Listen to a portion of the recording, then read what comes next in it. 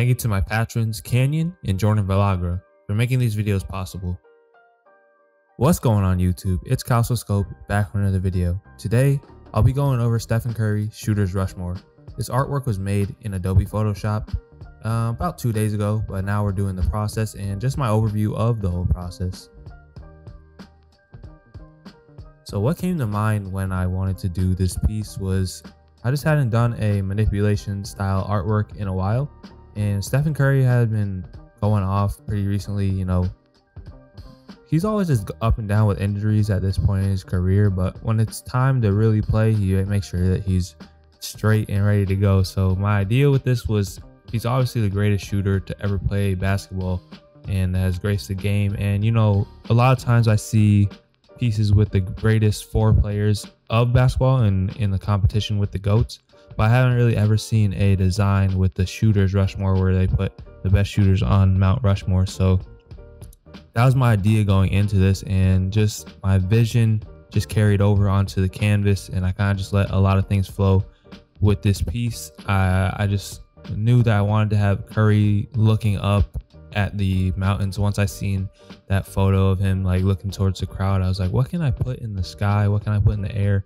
that Stephen Curry could be looking at? And there wasn't anything better that I could think of than Mount Rushmore at the time. So after that, I went ahead, sketched it out a little bit, and then found this other cool piece that you guys see right here of this guy on the mountain, and it just is super cinematic, super dynamic. So I wanted to really utilize that for the base background. Tried out a different amount of little backgrounds and surfaces for him to stand on, but this one just really stuck and fit well.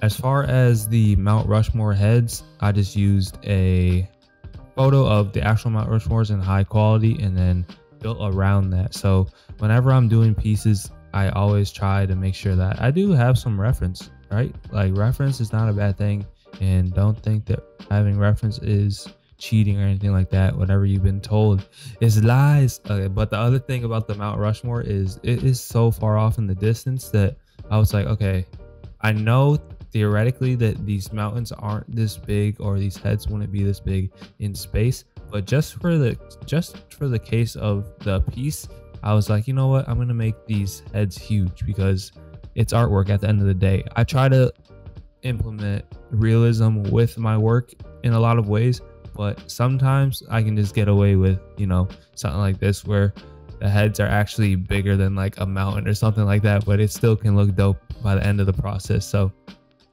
a lot of that just comes from a lot of repetition and trying different things out over time, and then you'll be able to find your groove and what you really think you can bring to life in a piece, whether it be super realistic, hyper realistic like I've done in some pieces, or not. So my pieces, I really like to mix it up and kind of challenge your brain. Is this a real piece? Could this really be seen? Or is this a little bit what's the word, fantasy? So I really like that aspect of what I can do with the work, and just using Photoshop that way is just something super awesome to me. So right here, you're just seeing the initial blending. Like I was saying on stream, like, yeah, I'm just doing the initial blending right here. Nothing too crazy where I'm trying to get the final rendition of all the values, but I'm bringing all the values together. And like I've said in my past videos, what I really use is I utilize curves, color balance, and hue and saturation. Now, I do have a video on how to merge backgrounds and match backgrounds with scenes, so I can do that once again. I can drop a new video on that because it's been a while. So there's some things that I've learned that can make your guys' life easier, and I think that the video could be more precise in terms of how you are going to get this done. So I can definitely do another video on how to match scenes with backgrounds. Let me know in the comment section below. I have no problem with that. As far as all these shading aspects, know that Curry is really close to the camera, so he's probably going to be darkest because that light source, that sunset light source, if you see that orangey sunset light source behind the Mount Rushmore figures and also the mountains, I knew that that was going to be my light source, my main light source. Right here is how I created these statues. I actually was up looking at some some tutorials on how to like make statues. And pretty much all you have to do, guys, if you use your mixer brush tool, and then you're gonna get all the sharpness out of the figure. So get all the sharpness out of the wrinkles of the skin, get all the sharpness out of the eyes. So see how I kind of just covered the eyes, and just making sure it looks smooth, because you know, statues, clay sculptures are very smooth. It's just that when they are fired in the kiln or whatever they use to fire them, they become hardened. So that's where you get like your hardened texture after. But in general, a statue is going to be pretty smooth. So use your mixer brush tool, smooth out all those edges on the skin. And then I just used a simple texture, crack texture that I literally just think I found on Google to make these cracks come to life, and see how much more realistic the statue now looks because of that. Really think this is a super dope photo for the Mount Rushmore, as this is a signature pose for Stephen Curry with the mouth guard out. And whenever I think of Steph Curry, I think of obviously a shooter, but he kind of has redefined the mouth guard. I used to think mouth guards are kind of whack, but when I started seeing him like do more with the mouth guard, I was like, okay, mouth guards are actually kind of dope, because it's kind of a nice prop to just have when you're getting buckets, and then he does the mouth guard pose, and I think it's just a dope pose that he does with that. Ray Allen, Larry Bird, and Reggie Miller were my other picks for the Mount Rushmore. So you guys see here, this is going to be the same type of process where I'm just bringing in some of the highlights and shadows. So on your sculptures, you don't want to have your highlights be too crazy, because a sculpture isn't going to have the most dynamic highlights because it's a clay sculpture, and most of it is going to depend on where the light source is from, because you're not making a clay sculpture, and really for the most part you're not going to go and make a clay sculpture and be like, this is a highlight right here, let me make some of this clay, like let me make some of this clay lighter. Like, nah, that's not the case, because they're just sculpting the body. So you don't want to have too many highlights on your subject left unless it's from the light source. So try to balance out your highlights and shadows for the most part of your sculptures when you guys go ahead and do this. This was the first time I actually went ahead and did something like this on a piece with sculptures. I don't think I've ever made heads into sculptures, but this was fun. It was fun to do. It was a somewhat tedious process, but at the end it was a great result. Fun to do, fun to experiment with for sure.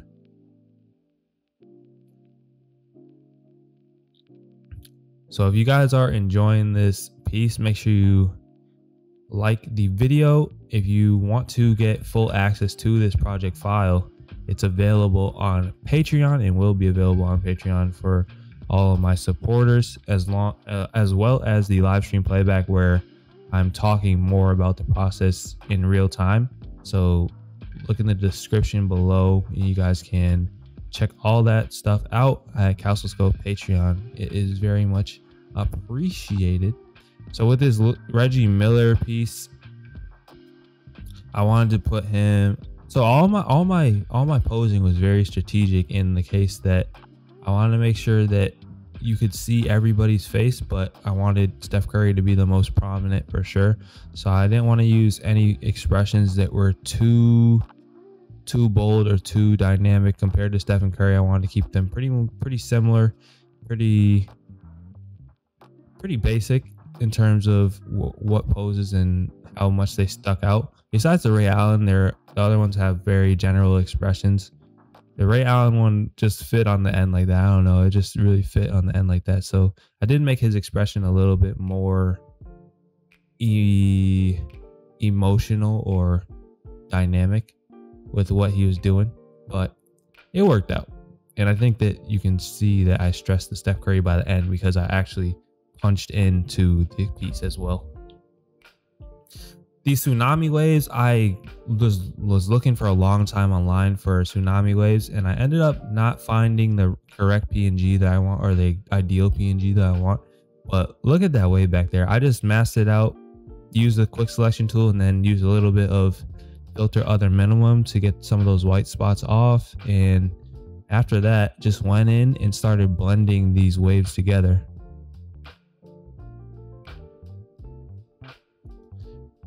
This was the scariest piece. This was one of the scariest parts of this piece because those waves blending together was a little bit difficult and I didn't know how to really go about approaching them. So in the meantime, I kind of took a little bit off and tried to just make sure other things looked really good at first. But now you see me here just really experimenting with these waves. I had to just experiment because something that big in the sky and that far back, I was super confused on how I should make that blend into the background.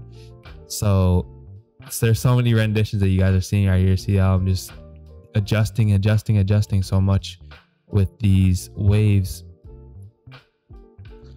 And this part was off the live stream. So this is when I got off the live stream. I was actually in Discord. You guys can always catch me in Discord when I'm doing a piece if I'm not on a live stream.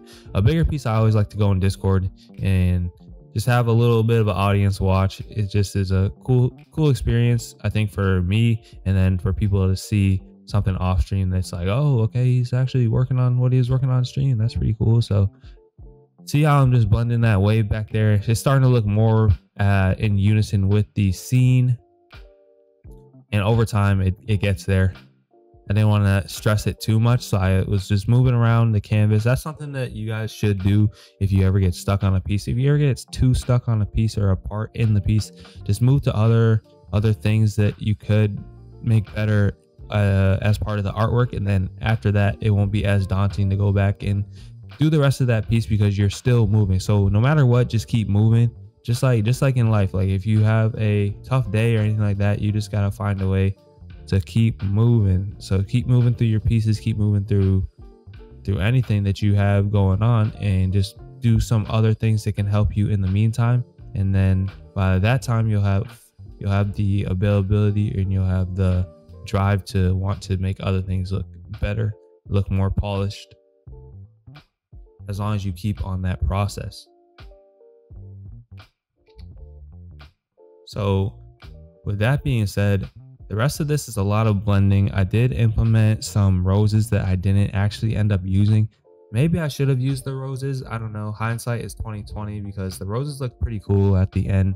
And you're also going to see that I punched in for the final piece that I'm going to showcase, and that you've probably already seen if you're on Instagram, CALSOSCOPED. All my socials are CALSOSCOPED, but I punched in for the final piece. So it made sense for Instagram wise, so that you can see the Mount Rushmore right away. Because if you are looking on Instagram, and it's a key tip for a lot of people, if you're looking on Instagram, people are going to only look for 2 or 3 seconds. So as long as they can see Steph Curry and Mount Rushmore on any social media, then that makes more sense to me than having the whole canvas out.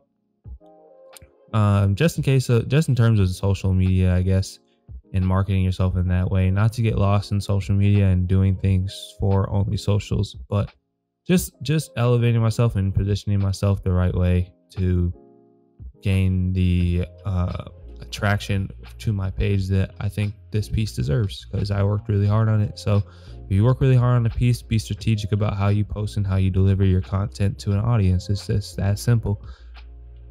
And yeah, I'm going to let you guys check out the rest of this piece. There's about 8 minutes left, so just seeing the ending, blending, and everything like that, I think would be really cool for a lot of you guys. So with that being said, thank you to the 2.5 people that have made it to the end of my talk, and I'll catch you guys in the next video. Let me know what you want to see next. I can drop a new blending tutorial, or any tutorials that come up that you guys would really like to see.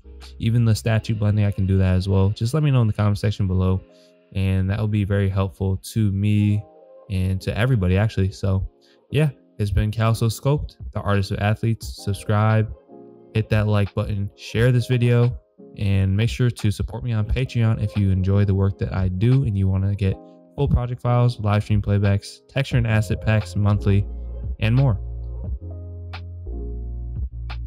Peace.